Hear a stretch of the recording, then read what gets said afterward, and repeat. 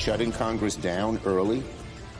Speaker Johnson has assured that August has become the Epstein recess because this issue is going to grow and grow and grow the longer House Republicans dodge this issue. Hi again, everybody. It's now 5 o'clock in the East. So begins what Chuck Schumer has called the Epstein recess. House Republicans have indeed fled Washington, beginning their summer break early in order to avoid going on the record with any uncomfortable votes on the Epstein case that would force them to choose between their blind loyalty to Donald Trump and their constituents who want answers and have been promised answers for many years now.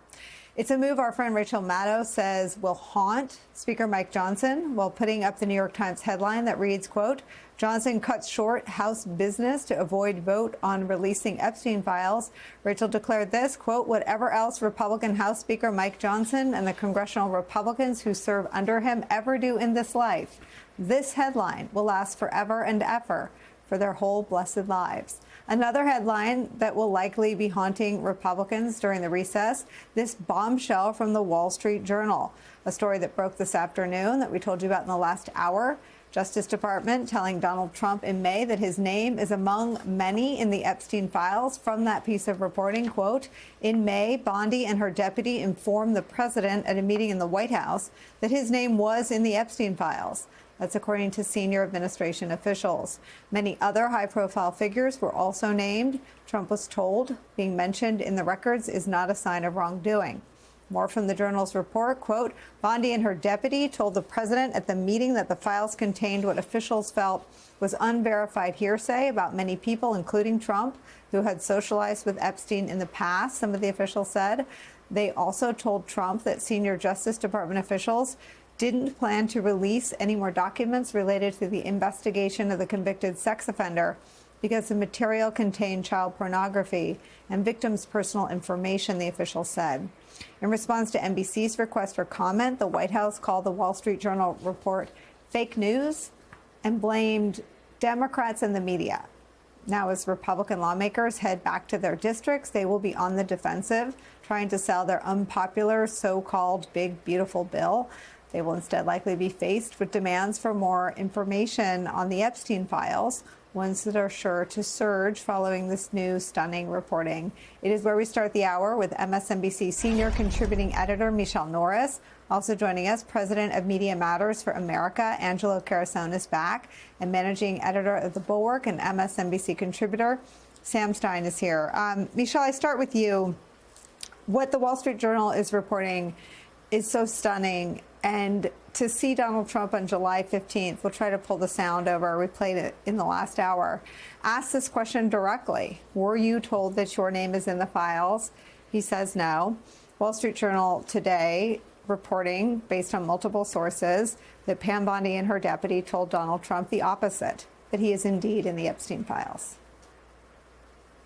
Reported with great detail and multiple sources. That's important. That means that people inside the call is coming from inside the House. People in the White House are sharing this information. Donald Trump has tried to distort reality on an almost daily basis, and he's just not able to do this in this case. It's surreal that this is coming from the Wall Street Journal, of all places, but the Wall Street Journal has been a fierce critic of Donald Trump in recent months, and this report is tantamount to taking a beer can of gasoline and pouring it on top of, the embers of this fire, which they are desperate to put out, and they're just not going to be able to do it. In the House, they can run home, they can scramble, they can flee, whatever verb you want to use. But this means that the smoke from that fire is going to follow them wherever they go, and they're going to face constituents, even those that are not part of the MAGA loyal, that are going to want answers on this. And when we see this litany of pictures of Donald Trump standing right next to Jeffrey Epstein, it's just not possible for him to put this fire out. I mean, this might be a dumb question, but this is a story that has spread like wildfire in MAGA media circles. Aren't they safer in Washington, like where they have offices and assistants and like big doors and their big bill? Like, why do they want to go home, Sam Stein? I mean, their voters who are most MAGA faithful are the ones that are most mad, and they don't have any tie to Washington, D.C. They hate Washington, D.C. It's not a stupid question. It's a question I've been asking too. Just think about it this way. And like you said, if you're super into Jeffrey Epstein, if you've been following this religiously, if you believe in your bones that there is a global pedophile satanic ring of leaders that are running this country and may have the goods on Donald Trump, and if you believe that there's a massive cover-up involving the president of the United States, chances are you're probably going to show up at a town hall with your member of Congress to ask him or her about it. So going back home invites these members of Congress to be harassed, questioned, whatever you want to say about the Epstein saga. As for why they're doing it, I don't know. I mean, you would think that they would want to at least have a fig leaf of transparency around the Epstein files, maybe a vote that said, yeah, we are interested in seeing some of the disclosures.